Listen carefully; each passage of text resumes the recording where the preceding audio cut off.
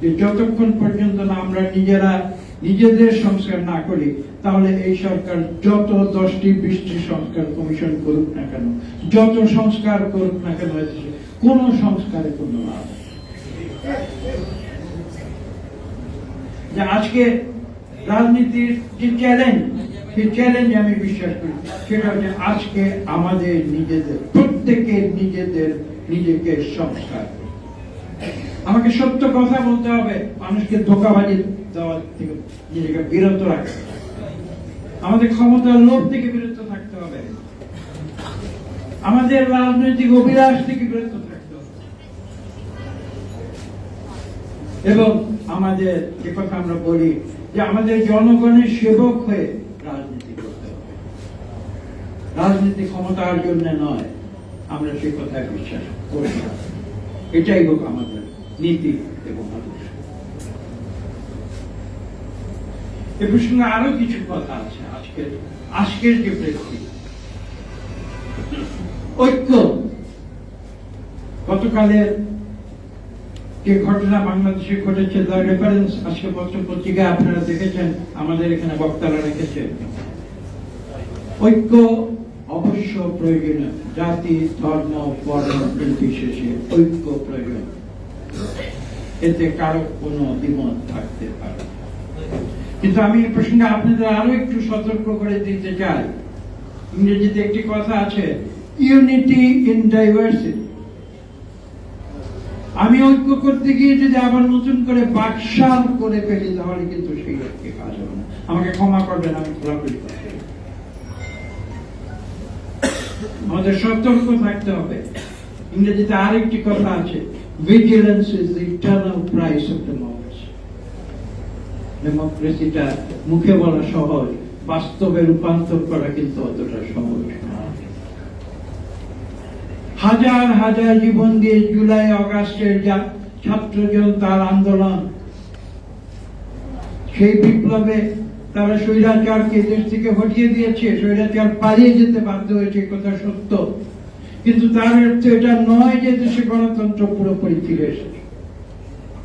এই সত্যকে আমাদের উপলব্ধি করতে হবে। আমি স্পষ্ট করে বলবো, আমাদের গণতন্ত্রের রূপান্তরের মাত্র একটি ধাপ আমরা অতিক্রম করেছি, এটা হচ্ছে স্বৈরাচারের বিদায়। আরো কঠিন ধাপ রয়েছে, দ্বিতীয় ধাপ এবং তৃতীয় ধাপ। দ্বিতীয় ধাপটি কি? অত্যাবশ্যকীয় সংস্কার সম্পাদন করে এদেশে একটি সুষ্ঠু নিরপেক্ষ নির্বাচন দিয়ে এদেশের কোটি কোটি মানুষের ভোটের অধিকার তথা নতুন প্রজন্ম যারা জীবনে কোনোদিন ভোট দিতে পারে নাই, তাদের ভোটের অধিকার নিশ্চিত করা। এটা হচ্ছে দ্বিতীয় ধাপ। এবং তৃতীয় ধাপ হচ্ছে সেই নির্বাচনের পরে সত্যিকার নির্বাচিত মানুষের কাছে অন্তর্বর্তীকালীন সরকার কর্তৃক ক্ষমতা হস্তান্তর করা। একটি জনগণের সরকার আসতে হবে, যারা একটি স্বাধীন একটি সংসদ গঠন করবে, যারা সত্যিকার অর্থে জনগণের প্রতিনিধিত্ব করবে। দামি সংসদ, ভুয়া সংসদ নয়, দিনের ভোট রাতে নির্বাচনের সংসদ নয়, জোর করে ভোট ছিনিয়ে নেওয়া ভোটের সংসদ। কাজগুলো কিন্তু কঠিন কাজ, মুখে বলতে হবে না, বাস্তবে রূপান্তর। এবং এই দায়িত্ব, গুরু দায়িত্ব কিন্তু এসে পড়েছে বর্তমান অন্তর্বর্তীকালীন সরকারের উপরে। এবং সেই কারণেই কিন্তু আমরা বলছি যে এই অন্তর্বর্তীকালীন সরকারকে আমরা সর্বাত্মক সহযোগিতা দিচ্ছি।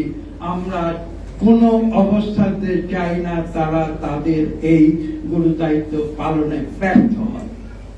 কেননা আজকে যদি এই অন্তর্বর্তীকালীন সরকার ব্যর্থ হয়, সেটা শুধু তাদের ব্যর্থতা না, আমি এভাবে দেখি এটা হবে আমাদের সমগ্র জাতির ব্যর্থতা।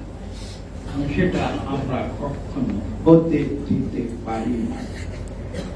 এবং সে কারণে অন্তর্বর্তীকালীন সরকারকেও অতিরিক্ত ভাবে তাদের সজাগ থাকতে হবে, যেন তারা জনগণের প্রত্যাশা থেকে কোনো অবস্থাতে দূরে সরে না যায়।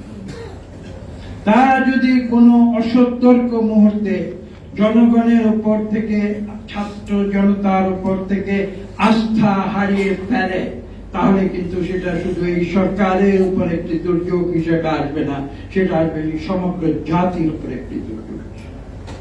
কাজে সরকারকেও সজাগ থাকতে হবে, তারা বুঝতে হবে যে তারা শুধু গুরু দায়িত্ব পেয়েছেন এটা যথেষ্ট নয়, সেই গুরু দায়িত্ব তাদের পালন